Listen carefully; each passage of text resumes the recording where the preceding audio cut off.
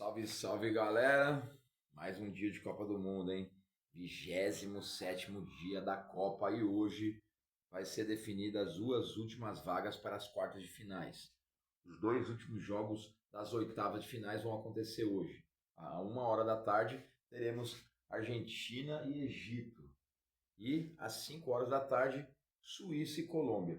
Temos a grande chance aí de estar fazendo um jogo de quartas de final entre equipes sul-americanas. Se Argentina e Colômbia passarem, vamos salvar a Copa do Mundo com uma seleção sul-americana garantida pelo menos na semi. Se não, galera, a Euro 2026, a Copa do Mundo 2026 é uma mini Euro. Por quê? Teremos França e Marrocos. Marrocos até agora é o africano convidado dessa mini Euro. França e Marrocos. Obviamente que o Marrocos tem grandes chances de tirar a França, mas a França é a favorita para jogar contra Espanha ou Bélgica, duas seleções europeias. Do outro lado, Inglaterra e Noruega, e Argentina ou Colômbia, ou Argentina e Suíça? Não, vamos falar bem a verdade, é quase impossível do Egito passar. Porém, se passar, vamos dizer que tenhamos aí um Egito e Suíça. Aí seriam 6 europeias contra 2 africanas. O óbvio é ser Argentina e Colômbia.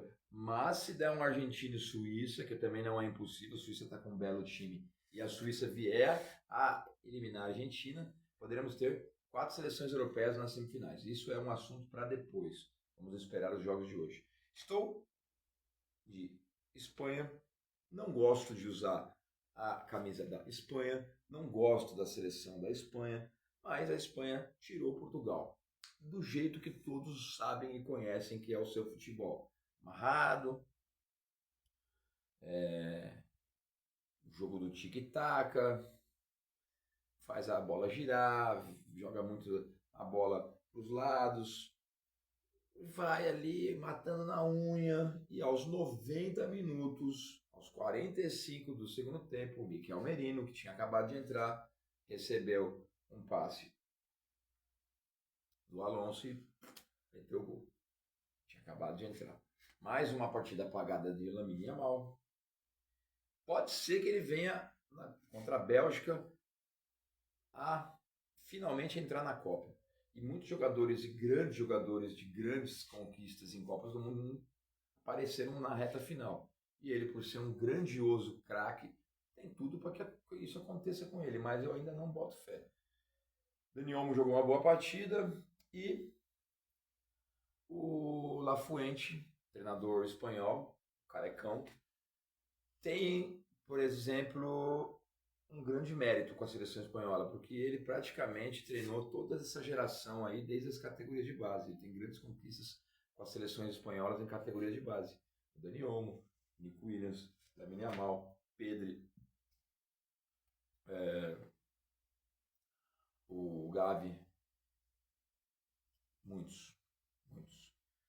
E a seleção portuguesa, galera? Mais uma vez eliminada, talvez a última Copa de Cristiano Ronaldo. Eu digo talvez porque ele sempre nos surpreende. E como a próxima Copa é em Portugal, Espanha e Marrocos, não duvido nada de ele dar uma congelada aí agora nesses próximos 4 anos e vir para a Copa, só para bater mais um recorde e ser o único jogador a fazer gol em 7 Copas e a participar de 7 Copas, não duvido nada. Físico ele tem, psicológico também. Tem que ver como é que ele vai estar até lá. 1000 gols ele já terá feito, provavelmente. Mas Portugal, galera, vamos falar aqui bem a verdade. Para quem torceu muito para Portugal. E eu sou um cara que acompanho aí a seleção portuguesa. Comecei em Copas do Mundo em 86. A seleção portuguesa estava indo para a sua segunda Copa do Mundo. Em 66 fez bonito, chegou em terceiro. Eusébio foi o grande destaque, que ele é moçambicano, naturalizado português. E depois não voltou mais. Depois de 20 anos chegou na Copa do México, no grupo com Polônia, Marrocos e Inglaterra, foi eliminado na primeira fase, para depois voltar apenas em 2006. Para voltar depois de 20 anos novamente.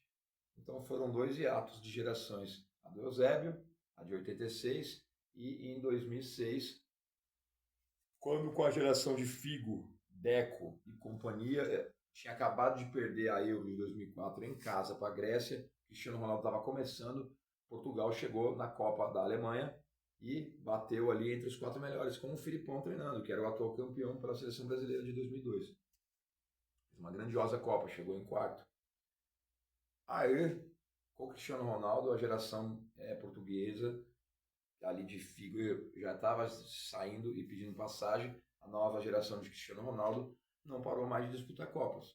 2010, e ele fazendo gols em todas as Copas. Ele fez o seu primeiro em 2006 contra o Irã, em 2010 na África do Sul, quando jogou contra o Brasil, 0-0, depois ele fez um gol na Coreia do Norte. Em 2014, a Copa foi realizada no Brasil, em que Portugal caiu no grupo da Alemanha, que foi a campeã, de Gana. Ele fez um gol em Gana, Cristiano Ronaldo, e não passaram de fase. Em 2018, uma Copa já mais razoável, com aquele empate de 3-3 contra a própria Espanha, né, que ele fez um hat-trick, e depois foram eliminados pelo Uruguai. E na última Copa, também na fase de grupos, em que teve aquela derrota para a Coreia, e eliminou Uruguai e Gana. E depois eles foram para a segunda fase golear a Suíça, num jogo em que Cristiano Ronaldo foi para o banco e o Gonçalo Ramos meteu um hat-trick, e foram eliminados por Marrocos. Pronto.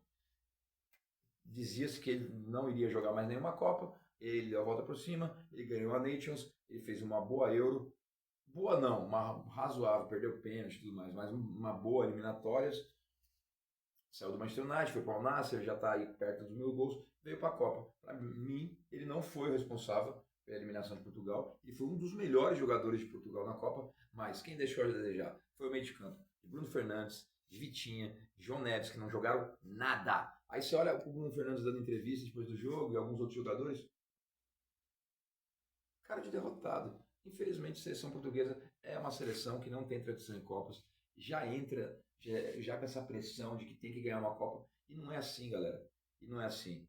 E a pressão maior ainda vai pro Cristiano Ronaldo, e agora o treinador já foi demitido, né, o espanhol Roberto Martínez, estão falando do Jorge Jesus, e que seja uma reformulação boa. Então, muita gente também falando, agora o Cristiano Ronaldo sai, vai jogar melhor a seleção, porque não vai ter aquela pressão. Pode ser, acho que piora, e mesmo ele com 41 anos. Mas Portugal está eliminado de mais uma Copa do Mundo e prova que realmente esse mel ela não tem. A seleção portuguesa não tem o caldo, não tem o molho da Copa do Mundo. E a Espanha, né, que ganhou em 2010, e de 2010 para cá fez péssimas Copas, em 2014 caiu na fase de grupo, 2018 eliminado para a Rússia, 2022 eliminado para Marrocos, fazia desde 2010 que não ganhava um jogo em fase de mata-matas, agora já está dando essa aliviada, já passou para 16 avos, agora tirou Portugal num jogo importante. Mas vai pegar uma Bélgica que está vindo, ó. Vamos falar disso já já. Vou pegar a ficha técnica, vou botar mais uma camiseta da Espanha aqui, ó, para dar destaque, a camisa do Pitico da Espanha. Só que é isso. A Espanha, apesar de ter feito más Copas do Mundo ultimamente, já tem o caldo da Copa, já tem o molho da Copa. Ganhou em 2010, então tem que abrir os olhos. Está entre as 8 melhores, chegou como uma das grandes favoritas, não fez uma grande Copa até agora, porém não tomou nenhum gol também, a única seleção que não foi vazada, e isso tem que ser muito bem lembrado. Aí, no segundo jogo de ontem,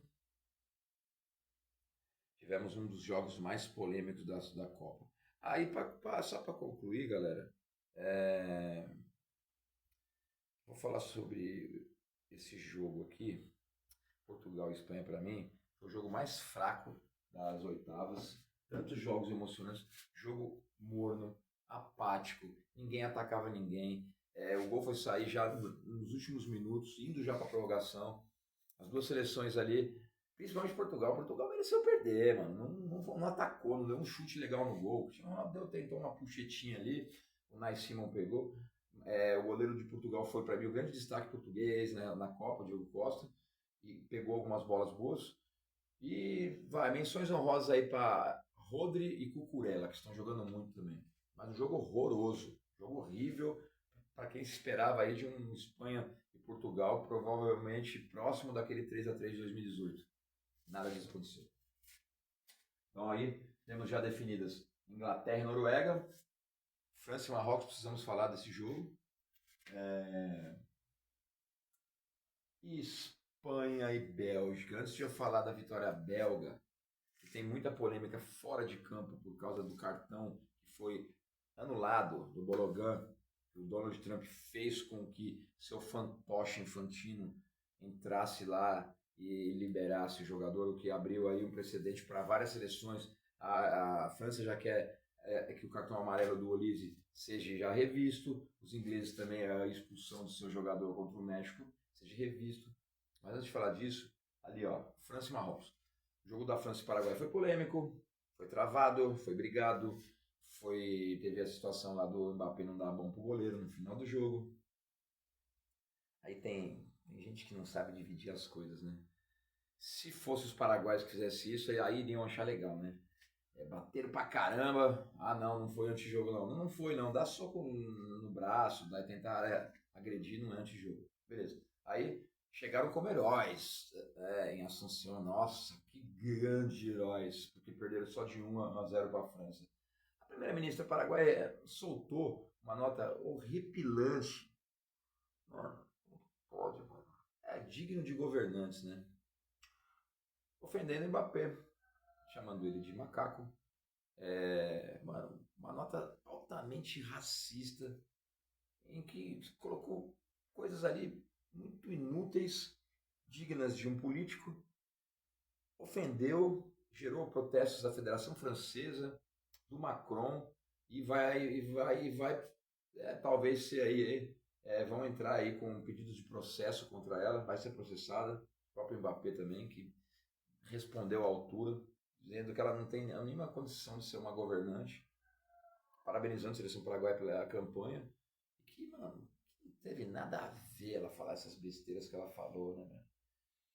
Por inveja, por recalque, e é por isso que o Paraguai nunca vai ser nada no futebol, a não ser um país que tem 2 grandes times, Cerro Porteño, 3, o Libertad e o Olímpia, que é gigante na América do Sul, em seu estádio de Defensor del Chaco, grandes ídolos do futebol, como Gamarra, Arce, Chilaver, Romerito, Roque Santa Cruz, alguns recentes aí, mas tem uma Copa América, uma grande campanha em Copa do Mundo em 2010, onde chegou mais longe, uma boa campanha em 98, essa agora, que foi manchada com essa atuação pífia e com, principalmente com essas palavras medíocres de uma mulher que não entende nada de futebol. Ela mesma falou, eu nem gosto de futebol, não sei nem o que ela foi falar, tanta merda, e o Mbappé rebateu as críticas à altura. Tomara que ela seja processada. E assim, eu nunca curti a seleção paraguaia, vai ser um país sede, né, em 2030, vai jogar um jogo de abertura. Tomara que já perca em sua estreia.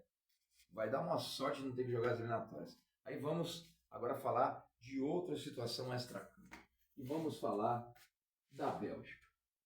Geração belga, que muitos achavam que em 2018, após eliminar o Brasil, chegaria numa final, mas trombou com a França na semi. Aí a geração belga, né, de Courtois, de De Bruyne, de Lukaku, de Hazard, já não tem mais o Hazard, já não tem mais o Kompany, que agora é treinador do Bayern. Em 2022 fez uma Copa horrível, caiu na primeira fase no grupo do Marrocos, do Canadá e da Croácia. Fizeram uma boa eliminatória, chegaram na Copa de 2022 com alguns remanescentes da geração belga de 2018 e empataram com o Irã e com o Egito. Na sorte que empataram com o Egito ainda. Golearam Nova Zelândia, fizeram o jogo histórico contra o Senegal, a virada, a entrada do Lukaku, o gol do Lukaku, faltando 5 minutos, o Tielemans empatando e na prorrogação, o pênalti no último minuto. Aí a Bélgica credenciada para jogar as oitavas de finais contra os donos da casa dos Estados Unidos, que fizeram uma boa campanha, vamos falar a verdade, estrearam amassando o Paraguai, novamente o Paraguai. Aí não fizeram um bom jogo contra a Austrália, mas ganharam e tomaram chibatada da Turquia já eliminada. Aí ganharam um jogo morno contra a Bósnia para se classificar, né, nas 16 avos. E o Hologan, que é um dos grandes jogadores americanos, tomou um vermelho do brasileiro Klaus, né? Rafael Klaus. Aí ontem, em cima da hora do jogo, com interferência de Donald Trump, o jogador expulso pôde jogar. Porque a FIFA abriu um precedente nunca visto na história do futebol, em Copas do Mundo, de tirar o cartão vermelho e liberar ele. Bom, galera, interferência americana na Copa já está acontecendo antes da Copa acontecer. Não deveria nem ser país sede depois do ataque ao Irã. Fez o que fez pro Irã não jogar a Copa. Meu, fez o que fez pro Irã jogar uma má Copa depois que veio. Não deixou o Irã permanecer em território americano. Mano, atrapalhou demais outras seleções, outros jogadores, principalmente seleções africanas e árabes. E vamos voltar a falar. Nem em 38 na Copa, em 34 na Copa disputada na Itália, que o Benito Mussolini, o fascista Mussolini, tentou interferir. Interferiu. A Itália foi campeã por interferência dele, mas nada aparecido ou que tenha sido comprovado. Nem em 78, com o Videla, o general argentino na ditadura militar, apesar do 6-0 da Argentina contra o Peru, mas nada parecido. Nem em 36 em Berlim, nas Olimpíadas, que Adolf Hitler tentou impedir a entrada de Jesse Olsen, o americano, que ganhou tudo no atletismo. O atleta negro americano que fez Adolf Hitler se abaixar e ter que olhar seus olhos ali, as conquistas, as medalhas de ouro do americano, do negro americano Jesse Olsen, nem lá aconteceu o que aconteceu agora. E olha aqui como que é o destino, né? Olha como que como que o mundo dá voltas. O atleta americano naquela época negro, descriminalizado, né, pelo governo nazista, foi lá dentro da Alemanha e arregaçou, ganhou várias medalhas no atletismo. E agora o atleta negro Bologan, que não tem nada a ver com isso, e que nem é americano, ele é inglês, filho de nigerianos, nasceu por acaso nos Estados Unidos. E se dependesse do Trump, talvez ele nem não tenha nascido, talvez nem tivesse nascido. Foi o jogador que foi expulso, merecidamente. Aí o Trump vem falando que não, eu sou um esportista, eu entendo e isso aí foi injusto. Até falou mal do árbitro brasileiro. Mano, você não entende nada, Trump. Você não entende nada nem de hambúrguer, você não entende nem de McDonald's, mano. Você entende de matar pessoas. E você, você acabou com a seleção dos Estados Unidos, porque, querendo ou não, até nisso você atrapalhou, porque foi expulso. Já tinha uma programação para reserva dele jogar, se preparou, de repente ele volta. Ele não tem culpa, o jogador a comissão técnica vai botar, foi liberar, vamos para o campo. Mas isso atrapalhou e deu mais gás para os belgas, que entraram em campo já vindo da vitória do Senegal, que foi histórica, e mais apimentados para essa vitória, que foi de 4-1, com Charles de Ketelaere fazendo 2 gols aos 9 e aos 33, já chegou amassando. Nesse meio tempo, um pouquinho antes do seu segundo gol, o Tillman fez seu segundo gol de falta na Copa, méritos também. Aí o Van Aken no segundo tempo, aos 57 minutos. E novamente Romelu Lukaku entrou e fez gol. E os 2 últimos gols foram maravilhosos. Por quê? O terceiro gol foi uma pataquada do goleiro americano. Querendo, sei lá o que ele foi querer fazer ali. Mas novamente eu vou falar. Estados Unidos é um país monstro, esportivamente falando, para o basquete, o futebol americano, né? Que é deles lá, que se joga com as mãos, com o beisebol, hóquei sobre o gelo, mas o soccer nunca vai ser e nunca será o esporte preferido e o bem jogado, se bem que eles melhoraram muito. E no último gol também mais uma entregada do zagueirão pro Lukaku, 4-1, foi lindo, foi maravilhoso, a Bélgica representou demais, os deuses do futebol ajudaram muito que esse jogo fosse 4-1 para a Bélgica, para que a seleção americana de futebol, infelizmente, para que, mano, os caras gostam de jogar bola, a seleção norte-americana, treinada pelo Pochettino, né, Pochettino, o argentino, fez uma boa campanha, mas, mano, por causa dessa mancha, desse cartão principalmente, que foi interferido pelo Donald Trump, mereceram sair, certo? Vou até tirar aqui, ó. Tchau. Tchau, Estados Unidos. Tchau. Vai. Estados Unidos está fora da Copa, certo? Caiu. E espero que não jogue a Copa de 2030. Tomara que seja eliminado nas eliminatórias. Se bem que vai ser difícil porque eles estão com uma seleção bem melhor e na CONCACAF é muito mais fácil, né? Vamos ao quadro agora. Bélgica e Espanha, galera. O que vocês acham que vai acontecer? Ou a Espanha acorda de vez, entra lá na Copa para bater de frente, principalmente se pegar a França nas semifinais, e faz jus ao que todos imaginavam antes, seria uma das favoritas, ou a Bélgica, do jeito que está vindo, vai atropelar a Espanha, hein? Eu acho que a Bélgica vai ganhar, vai ser uma das grandes zebras aí que ninguém esperava. E acredito que a França passa por Marrocos, igual já falei, no sufoco. E teremos novamente uma semifinal França e Bélgica, como foi em 2018, hein? Eu acredito. Bélgica e Espanha já se enfrentaram duas vezes em Copas do Mundo. Na fase de grupos de 1990, a Espanha ganhou. Em 86, numa Copa antes, pelas quartas de final também, a Bélgica ganhou nos pênaltis após um empate de 1-1. Aquela geração que tinha o Schifo, o Koelemans e o Faf no gol. Certo, galera? Em 90 já era o Prudhomme no goleiro.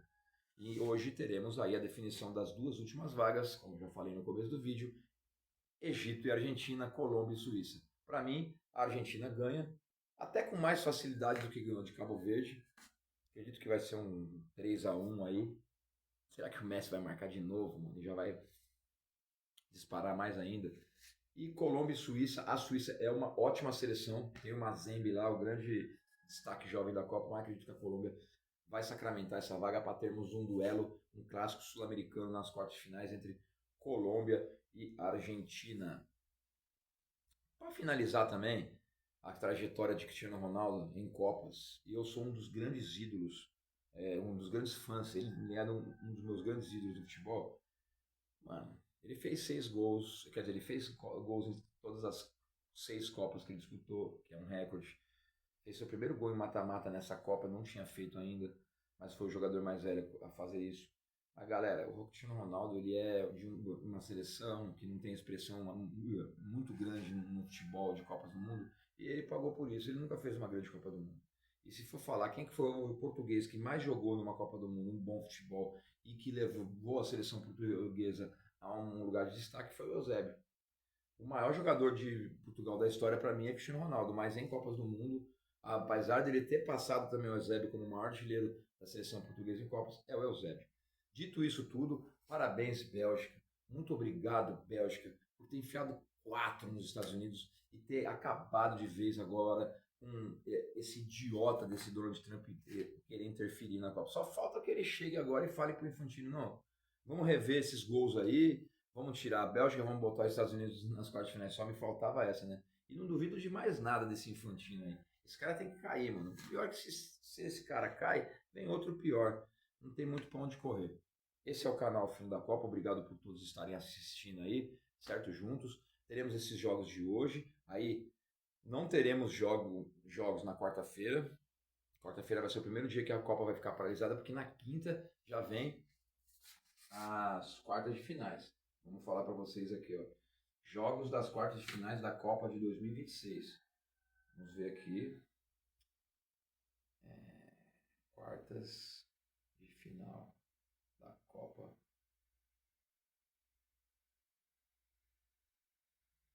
do Mundo.